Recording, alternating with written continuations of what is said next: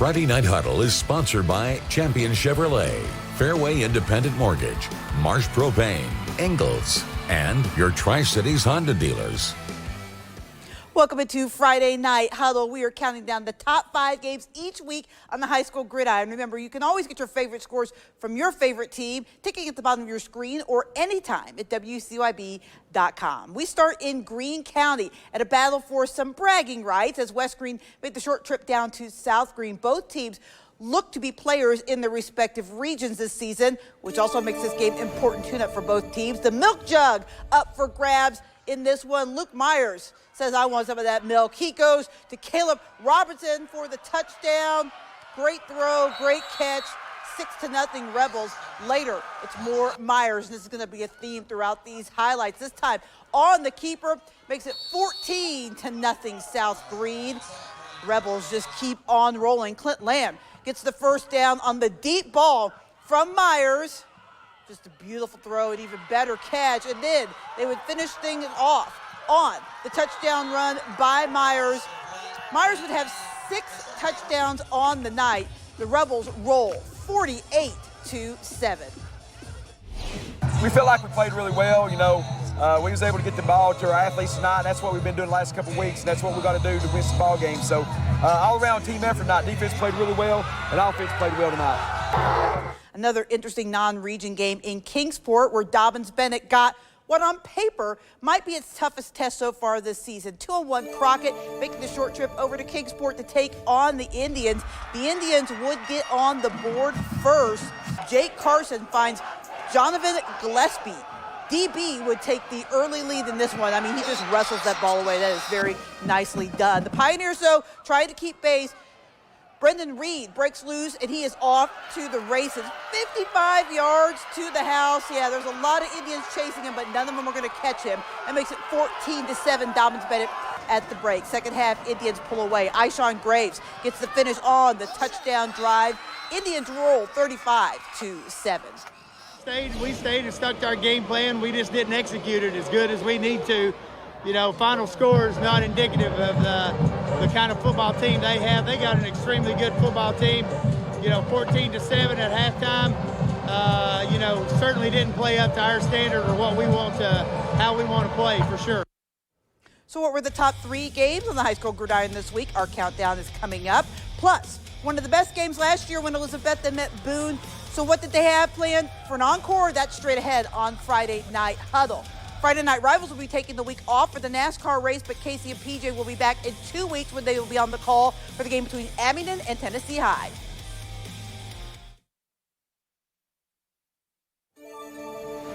Let's check in on some games that just missed our top 5, starting with Happy Valley at Unicoi County. Unicoi wasting no time when Nehemiah Edwards gets the handoff from Bryson Peterson and turns on the Jets with his eyes looking towards the end zone. He'll score the first 6 points of the game and put Unicoi on the board. Next possession, Happy Valley has to punt, but this is not going to go well for them because the ball goes into the back of the end zone. That is 2 points and a safety for the Blue Devils. Unicoi back at it again when Peterson keeps the ball and goes to Difton, making it 15-0. The Warriors trying, but it just wasn't enough against the Blue Devils tonight. Unicoi wins 35-6. Down the road in Elizabethton, the Cyclones looking to rebound from their first loss of the season, playing host to Daniel Boone. Luke Jenkins looking for someone to take the handoff, and he finds Aiden Renner, who takes no time, cutting through the defense, making it almost all the way to the end zone, being tackled at the 2. No worries. Next play, Jenkins says, I'll go ahead and finish off the job. Put 6 on the board for the Trailblazers, making it 13-6. Elizabethton gets it right back.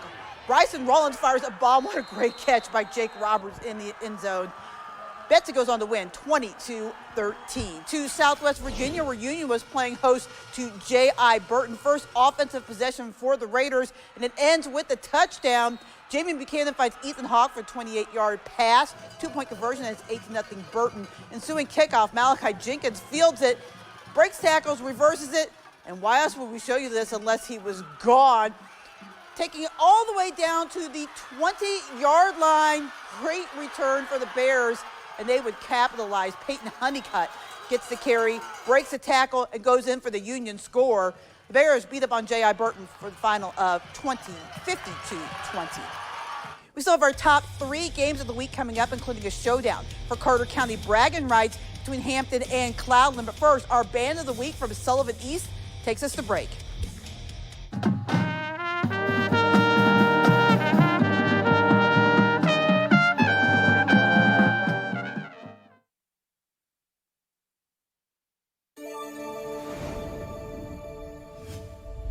If Virginia High was going to knock off Patrick Henry tonight in Bristol, they were going to have to do it without head coach Derek Patterson, who missed tonight's game due to COVID protocol. So assistant coach and former Sullivan East head coach Mike Locke calling the shots for the Bearcats tonight against Patrick Henry. They didn't seem to slow them down. Stevie Thomas gets a handoff for 3 yards out to put Virginia High on the board first, 7-0. The Rebels now down 21-0 in the second quarter, looking to get on the board. Quarterback Ben Belcher keeps it for a draw. Watch him shake off defenders, find a seam, go down the sideline, and then just will himself into the end zone. That makes it 21-8 after a successful 2-point conversion. Back come the Bearcats, and Stevie Thomas again gets the handoff. He bursts through the middle, spins off defenders, and he is gone for a 55-yard touchdown.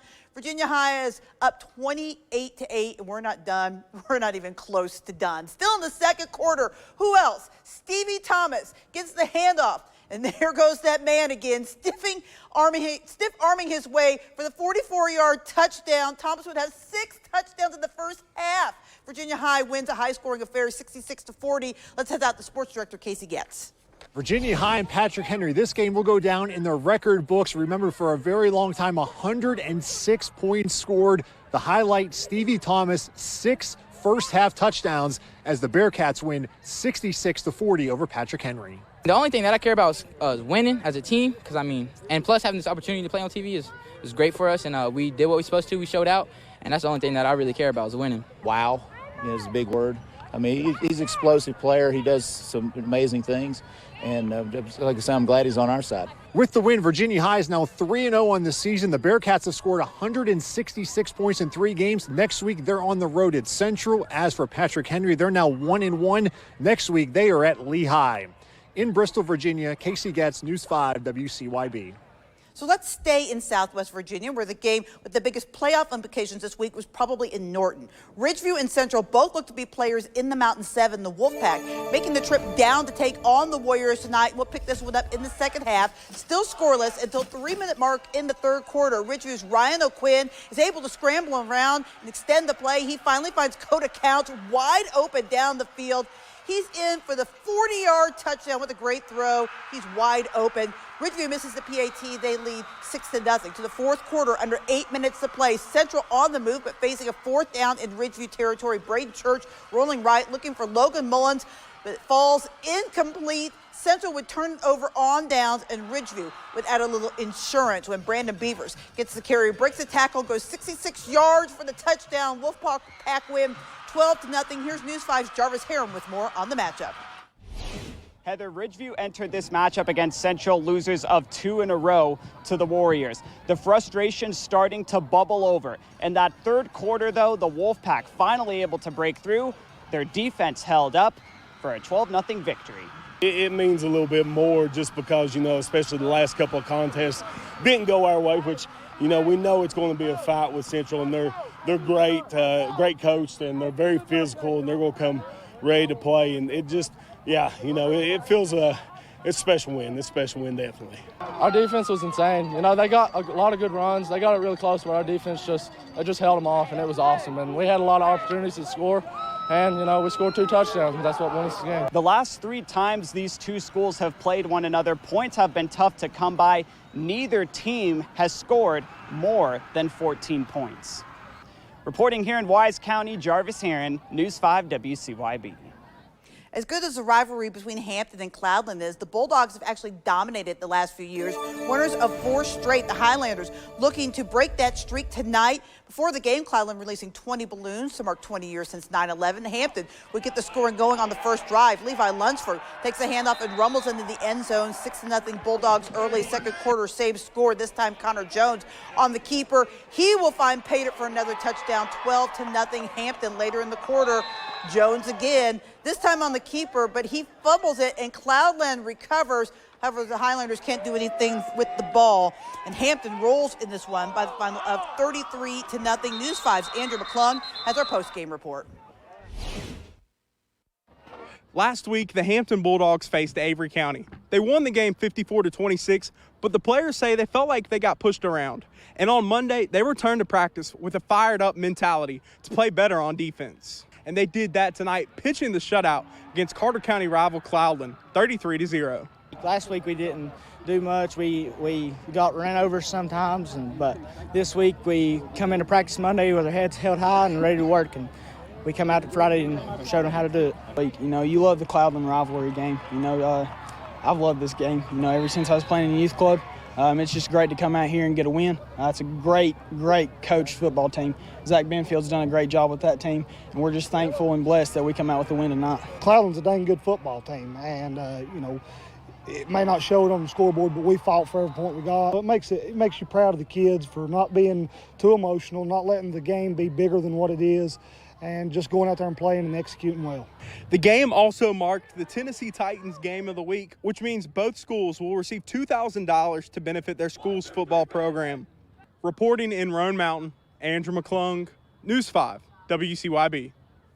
Check out some other scores from across the region. Tennessee High holds off Carnes 33-31. Science Hill gets beat up by Powell 42-14. Chucky Doak falls to Granger 26-6. Greenville downs Morristown West 55-7. Johnson County wins a defensive battle over Sullivan East 7-6. North Green gets beat by Jellicoe 34-18. In the crossover game, Twin Springs goes across the state line and beats Unaka in a thriller 28-24. Rycove falls to Bland 28-14. Grundy holds off Blacksburg 20-19. The Chilhowie Warriors put an arrow through Narrows 32-16. Hurley struggles against Phelps. They lose 46-6. And Twin Valley tops Thomas Walker 30-0.